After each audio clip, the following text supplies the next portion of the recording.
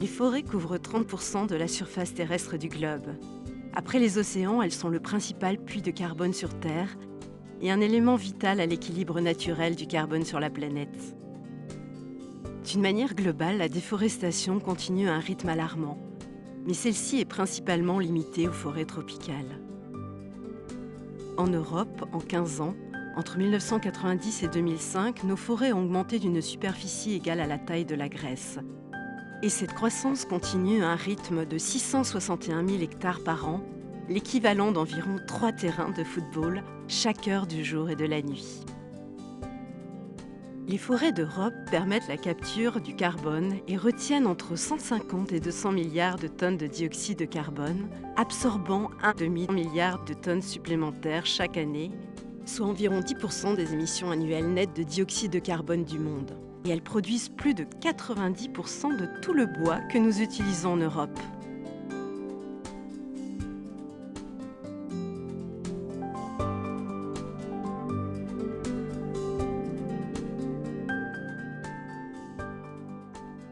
Comment utiliser au mieux la ressource forestière européenne croissante pour contribuer à lutter contre le changement climatique? Utiliser davantage de bois. Les arbres croissent par photosynthèse. Durant leur croissance, ils absorbent le dioxyde de carbone et produisent de l'oxygène. Lorsque les arbres sont récoltés, la plus grande partie du dioxyde de carbone emmagasiné dans les arbres reste stocké dans les produits en bois.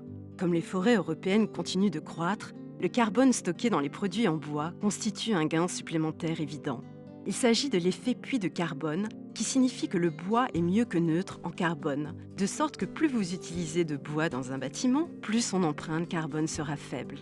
En Europe, le stockage du carbone par les produits en bois évite le rejet de plus de 220 millions de tonnes de dioxyde de carbone dans l'atmosphère, un montant qui augmente d'environ 20 millions de tonnes par an à mesure que le volume de produits en bois augmente. Utiliser davantage de bois permet également d'augmenter l'effet de puits de carbone de la forêt. En effet, les arbres arrivés à maturité, absorbant moins de dioxyde de carbone, sont remplacés par de nouveaux arbres vigoureux, comme la loi l'impose en toute l'Europe, et qu'un marché prospère encourage les investissements dans une croissance future. L'utilisation de produits en bois présente également de plus grands avantages pour la réduction des émissions de gaz à effet de serre dans la construction.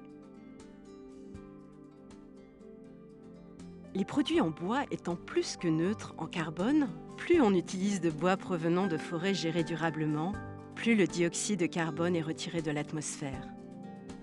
Ajoutez à cela les économies faites en utilisant le bois plutôt que des matériaux très énergivores à la production, comme le béton, les briques, l'acier et l'aluminium, et les produits en bois peuvent avoir un effet réellement significatif sur les émissions de gaz à effet de serre.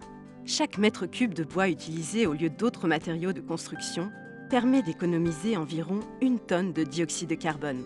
Le bénéfice carbone des produits en bois peut être accru en prolongeant la vie du produit grâce à un bon design et un entretien régulier, en réutilisant les produits comme les palettes, les revêtements de sol, les panneaux et les poutres, en recyclant et en utilisant les déchets de bois et le bois en fin de vie comme biocombustible neutre en carbone. Le bois est la solution naturelle pour des constructions à faible empreinte carbone. Un indicateur carbone a été développé par le Centre d'Édimbourg pour la gestion du carbone afin d'identifier les économies en carbone en fonction de matériaux différents. Une maison individuelle en briques et parpaings de béton avec 3 chambres a une empreinte de carbone de 20 tonnes de CO2. Rien qu'en remplaçant les parpaings en béton par une ossature bois, on économise 3 tonnes. Des économies encore plus importantes peuvent être réalisées en utilisant davantage de bois à l'intérieur et à l'extérieur, y compris sous forme de planchers, de fenêtres et de bardage extérieur, jusqu'à 86%. Cette école utilise du bois massif pour sa structure primaire. L'indicateur de carbone a indiqué une empreinte négative de moins 40,9 tonnes de dioxyde de carbone grâce à l'utilisation de bois massif. Des recherches en Suède ont comparé les bilans de dioxyde de carbone de 2 bâtiments de 4 étages, l'un avec une ossature de bois et l'autre avec une ossature en béton, sur une période de 100 ans.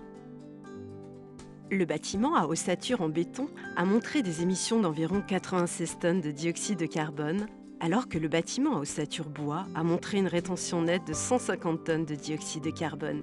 Et en raison de la conductivité thermique naturellement faible du bois, les bâtiments à ossature bois ne requièrent pas autant d'isolation supplémentaire pour être extrêmement efficaces du point de vue thermique. Ainsi, utiliser davantage de bois est un des moyens les plus simples pour construire une économie à faible émission de CO2 et contribuer à lutter contre le changement climatique. Les produits sont beaux, durables et sains. Cela encourage la sylviculture durable et permet de réduire de façon significative les émissions de dioxyde de carbone. Lutter contre le changement climatique. Utilisez le bois.